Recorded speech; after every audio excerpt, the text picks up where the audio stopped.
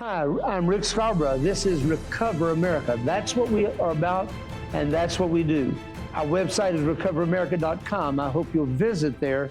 This video, among a number of others, will be stationed there as well as shared in a number of other venues. We have with us today a very special friend. Dr. Stephen F. Hotze and I go back over 50 years, and it's a friendship born in heaven. Dr. Hotze and I met while we were both seniors in high school, back in the days when the hippies and the anti-war movement were sweeping our country. The two of us met at a student body president meeting in Houston, and we both discovered that, hey, we love America. Why burn it down? And so he conceived of the idea of bringing in the governor. We also invited Alan Keyes, who at the time was president of Boise State, and we put on a giant rally at the Huffines Auditorium, as I recall. It was the largest public building and facility in the city. By the time it was over, after we'd crisscrossed the city with hall passes from our local schools and inviting other schools to join us, we packed it out. And we've been fast friends fighting the culture war as a partnership ever since. Dr. Hotze, love you, buddy. Pastor, God bless you. Good to see you today. I want you to begin. If I were to tell all of your resume, I know it, but I might miss a detail. So be very honest about your education, how you got in the medical profession, the unique experience you had with your father that shaped your current practice, and then a word about your practice. Well, Rick, I believe that everyone needs to have a physician, providers, and staff of professionals who can coach them on a path of health and wellness naturally. So as you mature, you've got energy, vitality, and you're enthusiastic about life without pharmaceutical drugs. I graduated from the University of Texas Medical School in Houston in 1976, and my father held a banquet for me at the Houston Club downtown. Over dinner, he turned to me, and my dad was a very successful entrepreneur. He had a large manufacturing business with 360 employees. He turned to me and he said, "Son," I said, "Yes, sir." He said, "Son, don't poison your patients like all the other doctors do. Do you understand me?" It was not a request. It wasn't a recommendation. It was a command from my father. And I'm the oldest of 8 children, 7 boys. I love my dad. And I said, "Yes, sir." Well, that planted a seed in my mind that ultimately grew into the Hotze Health and Wellness Center. I spent a year doing a surgery residency, had 4 kids, went to work and went into emergency medicine for 5 years, and had a general medical practice in North Houston. And then in 1989, my father had a heart problem, called me up, sent him to the hospital. He had angioplasty. They tore open his artery. He had emergency surgery. Thank God he lived. 2 weeks later, after he was out of the hospital, he called me over. He said, "Son, come over here." I said, "Yes, sir." I knew he was upset. He said, "I don't know what the Sam Hill, I let these doctors invade my body. I've got a calcified artery and they're going to expand it. It broke it. We're in the oil gas pipeline business, in our family business. And it's like having a pipe that's got a crack in it. You put gas pressure on it, it blows." He said, "Read this article." I read an article he gave me by Dr. Julian Whitaker, who did natural approaches to health in California, and it was on heart disease. And this is back in 1989, and it said this: if you have a heart attack and you have angioplasty, your chance of dying in the first year is 15%. If you have bypass surgery, your chance of dying in the first year is 5%. If you don't do anything but lower your blood pressure, get your weight down to a normal weight, and then exercise and take vitamins and minerals, you have a 1% chance of dying. He said, "Don't let them invade your body." My dad said, "What do you think about this?" I said, "Dad, I wish we'd have followed it. I just didn't know about it. I wasn't taught about that." He says, "This doctor says I need to take vitamins. What do I need to take?" I was like a deer in headlights. I went, "Dad, I'm a doctor. What do I know about vitamins?" And he looked at me piercingly. He said, "Would you find out?" And I did. And my dad taught me a ton. He was reading all these natural books. He sent me stuff about vitamins. And that's when I decided I'm getting out of medicine. I've got to get out of medicine in the way I'm practicing in conventional medicine. And my wife and I got down on our knees in 1989 and said, "God," I think we had 8 kids at the time. We already had all our kids. I said, "God, I've got a way. I want to help people get healthy and well. And if I can't find a way to do it, show me what kind of business you want to go into. I'm an entrepreneur. I can do anything. I threw papers as a kid. I had a paint contracting business in high school. My wife and I got married first year in college. I had a remodeling business. I could go back into home building, painting. I can do anything. I can make a living. But I said, if you want me to stay in medicine, show me a way how to help people get healthy and well. That was in '89, and that's when I attended a conference by Pan American Allergy Society, learned about allergies, how to treat allergies naturally, how to use vitamins and minerals.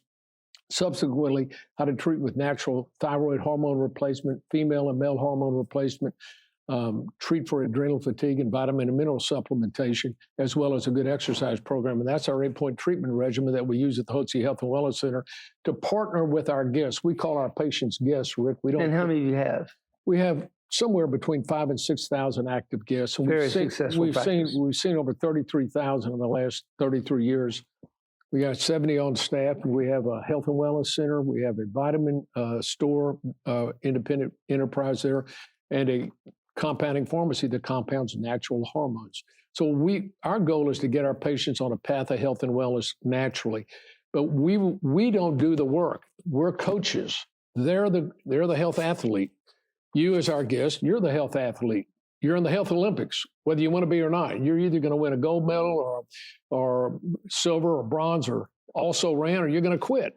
We give you the tools, and if you'll follow the program, you can win a gold medal, and you can get on a path of health and wellness naturally. I can't do it for you. Nobody's in charge of your health but you. Your wife's not in charge of it, or your husband's not in charge of it. The government, the insurance companies, your doctor's not in charge of your health. You're in charge of your health. If you want to be healthy and well, you've got to make that decision and take charge of your health, and then be willing to invest your money in getting healthy and well. If you're not willing to do that, you're going to keep getting the same results you're getting right now. Well, Steve and I have been friends, and he's been an avid supporter of our work for a number of years now. It was 5 years ago when he took control of giving me coaching for my health. I'd gotten up on a Sunday morning, got dressed for church, coughed, and looked in the sink, and it was full of blood. Now, that'll change your whole life. I was overweight. I'd had a chronic attack of bronchitis for weeks. I just thought eventually it would go away. And so I went, obviously, to the emergency room, and they wanted to immediately do a biopsy. And I thought, I'm in Nacogdoches, Texas. I don't believe I'll have a biopsy in Nacogdoches. So I hopped in the car, called my son who worked for Methodist Hospital in their IT department. He arranged for me to meet with doctors that he knew. And within 3 hours, I was in the hospital at Methodist Hospital. They diagnosed that what I had was not lung cancer, which was the first prognosis, coughing up blood. But in fact, I had walking pneumonia, and I'd coughed so much I'd just broken loose a blood vessel. And boy, that was the first great delight and answer to prayer. But in walks my friend of 45 years, Steve Hotze. He'd been preaching this to me all that time, but man, I'm a preacher. I know everything. But I followed his advice. And I'm telling you, for 5 straight years until just recently, I'd not have another single illness of any kind. Started taking the vitamin regimen, started keeping my weight down. A few months ago, I let it go up. It's going back down now. And I got sick again. But once again, Dr. Hotze threw out a lifeline. But I'm telling you, what he advocates works. Our whole family has been impacted by Dr. Hotze's medical practice. Dr. Hotze, you have a parallel life. Just like we call on these preachers to get engaged in politics, there's nobody more engaged than you. And I might have got the facts wrong, so correct me when I introduced you. But I got a phone call from my mother back in the mid-'80s. I want to say about 1984 and 85. Okay. She said, this guy Hotze that you used to run with in high school, I think he's on the front page of the Chronicle. So she read me the article. I was living in Mobile, Alabama, I think at the time. And sure enough, Steve Hotze, front page of the Houston Chronicle, and of all things, he's running, quote, the straight slate. Talk about that. Well, in 1984, the Houston City Council passed a resolution that would grant minority status to those that participated in homosexual activities. They called it sexual orientation. You couldn't discriminate on sexual orientation, which is a code word for homosexual behavior. And they passed that at city council. We organized a citywide campaign, brought that up for a vote before the city, and we won 83 to 17. Yeah, to 17, 83% to 17%. It was just an overwhelming win. And then we decided after that, there was a race for city council. So we decided to run candidates for city council under the term. One of my buddies came up and said, why don't we call it the straight slate? Well, we ran good campaign, but the powers to be in the city didn't want a whole group of these folks coming in that were called the straight slate. So the straight slate did not win, but we had a tremendous impact on that. I subsequently moved to Austin to work with navigators, discipling young men on college campus. And in Austin, they were going to pass the same thing. So we decided to preempt it and pass our own resolutions as it said we could. We didn't have to be forced to give special rights to people based upon their sexual activity. That, unfortunately, because we brought it forth, lost. It lost 66 to 33%. That was in 81. And then I learned, and they called it the Campaign for Austin, the homosexuals did. That's when I came back to Houston and we did we stopped the gay rights referendum, and we called ourselves Campaign for Houston. We turned the tables on them. And then subsequently in 2015, there was a bathroom ordinance in Houston that said and it was another. We had a lesbian mayor at the time. Right, a lesbian mayor, and basically they were passing the same resolution. You can't discriminate based upon sexual orientation. Let me just interject. Folks, you ever heard of a heterosexual mayor? Why is it that normal people don't describe to everybody what their sexual activity is? It's only when this other side gets involved, they advertise it. And in that case, she said to the people of Houston when she ran, oh, I'm a lesbian, but I'll never interject that into the politics of Houston. Well, they ended up passing a resolution again that they tried to pass back and failed when we overthrew it in 86. So in 2015, they came up with a resolution that you couldn't discriminate based upon sexual orientation or, transgenderism and all that. So we decided that what this meant is that men could go into women's bathrooms who claimed to be women. And we said, so we fought the campaign, no men in women's bathrooms. And we were down 20 points before we came up with that. We ran a campaign, spent $1.5 million. The other side spent about $5 million. We ended up winning 61 to 39%. So we overturned that. And we have seen the ramp up of this pro-homosexual, pro-transgender movement, like we saw today that was presented by Alex Newman today. Right. It's spreading far and wide, and what they want to do is groom these little children to accept this alternative lifestyle so they can recruit them. That's what they're doing in the schools today, and we're fighting that every which way possible. Our state Republican Party platform clearly opposes that in every shape or form. It condemns homosexuality as being unnatural and transgenderism as being bogus, and you can't teach this to kids in the schools. So our platform, which is really by a bunch of grassroots conservatives, that's what we came out for. Unfortunately, many of the politicians that are in the Republican Party are rhinos. They're Republicans in name only, and they don't believe in our policies of the grassroots. They need to be removed from office. Are they better than the other side? Slightly, but I hate voting for the lesser of two evils. But you've come up now with your own PAC, Conservatives of Texas. Talk about that for a moment. Right. Well, I set up Conservative Republicans of Harris County and Conservative Republicans of Texas back in the early, it would have been 1990s. That's when we set these two up. And so we support candidates in the primary elections in the Republican primary and encourage people to get out and vote. What we're most concerned with right now is the fact that the elections are being stolen, and we have done deep research. I fought this back in 2020. I set up Liberty Center for God and Country to be able to fund groups that were out fighting vote fraud. And what we found out is, although there's illegal ballots being sent out, illegal applications for ballot by mail, people are voting out of their post office box, nursing home people are being voted who don't even get their ballots by mail, they're getting registered. People are registering people in their homes, dead people are voting. There's so much fraud going on. We uncovered it all. And we said, this has got to stop. But then we found out the real fraud is occurring in the computers.